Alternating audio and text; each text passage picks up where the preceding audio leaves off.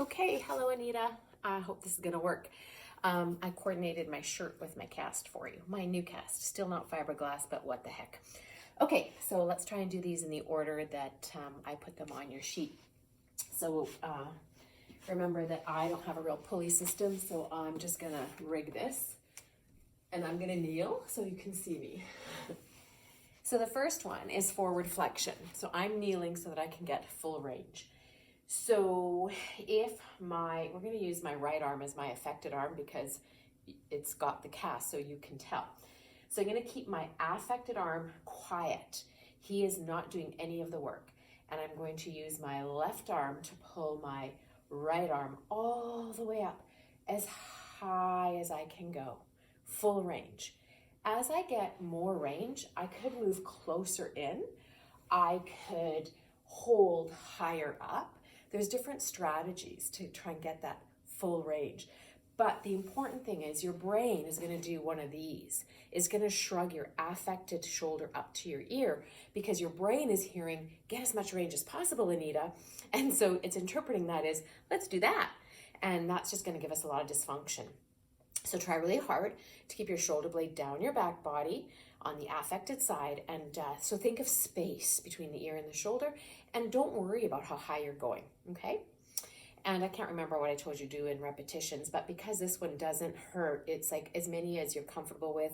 I think I said somewhere between 2 to 3 sets of 5 to 12, but basically, as you know, it's not a huge, it's not a recipe. You do what you're able to do, and on days when it's feeling good, you do a little bit more. On days when it's not feeling so good, you do a little bit less. Okay, abduction, harder for you. So I'm going to turn this way, although you're going to face your pulleys, but this way you can see me better. I'm going to allow my elbows to stay bent on this one. My non-affected arm, in your case your right side, can do whatever the heck it pleases. The affected side should stay kind of in this position, and you're basically going to really try and keep it relaxed because it does not want to work in this position at all.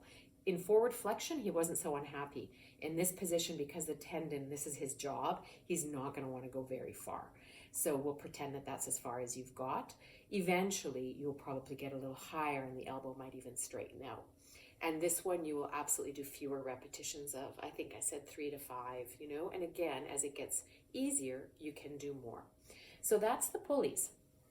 All right, now we're going to take this guy down, and I'm going to take down my pull-up machine, or my pull-up machine here, my pull-up bar. Forgive me, I'm so uncoordinated with only one hand. Okay, I'm going to close my door, but if you remember, this crazy door of mine doesn't stay so shut, so I'll do my best. Okay, I'm going to kneel again so you can see me better. So the first one is a rhomboid row. So you've tied your band so that you have equal lengths on either side. Shoulder blades stay down and back. Again, don't let them rise up. This one is about working those muscles in that shoulder blade area, known as the rhomboids primarily. It's a little bit of work for the traps as well. Elbows stay bent in. You gently pull back, keeping the elbows bent. You notice my elbows are at 90 degrees. So when we were doing them the other day, because of our positioning, your elbows were a fair bit straighter. I really want them at 90 degrees. And then you pull back, squeeze the shoulder blades, and then slowly return. These ones will likely not hurt your shoulder at all. So I think I prescribed lots of them. I think I said 2 to 3 sets of 6 to 15. You can do them all at once to really build endurance, but you can also break them up through the day to start with and then work on doing them all at once. Of course, as we do our exercises all at once, we build our capacity faster because muscles need to be challenged to get stronger. So that's the rhomboid row. Long arm row. I'm going to just undo one of my knots here. Long arm row works the triceps, the posterior deltoid, the lats, so different set of muscles. Little bit of middle trap, little bit of rhomboid. This one has the potential to aggravate the front of your sore shoulder a little bit, so careful with it. So elbows are straight. I like to imagine that I have no wrist joint and no elbow joint, and so the only thing that can move is the shoulder. Kind of think of those Barbies we used to have where only the shoulder moved, the original Barbies.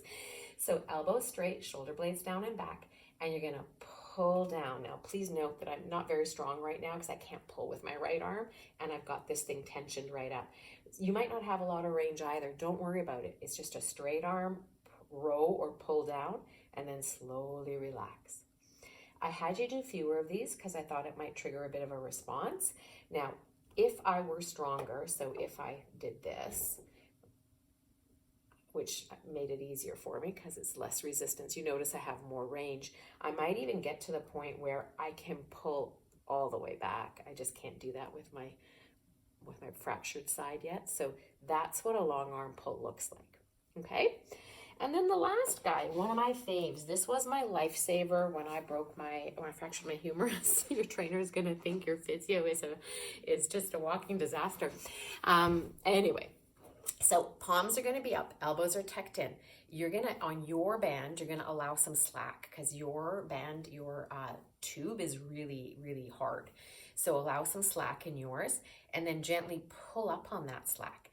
Continue to hold that little bit of tension in the band as you reach forward and upwards. Do not worry that your elbows aren't yet straightening. You're staying within your pain-free range. I didn't get up to here for a long time when I had hurt my shoulder, but this exercise also gave me tremendous pain relief. And we have found that with some people, it's actually a bit of an analgesic. And if you notice that, then you can do what I did. And I would do one set in the morning, a set midday, a set in the afternoon, and a set at bedtime. If you're not noticing that it's analgesic, then you can do all of your repetitions and sets at once. It's up to you. Okay, so that's everything that we're going to do until next time. So I'll see you in 2 weeks. If you have any questions, don't hesitate to text me, call me, email me, and same with your trainer. If she has any questions about anything she wants to add that's outside of this, tell her to just touch base. All right, have a good one. Bye.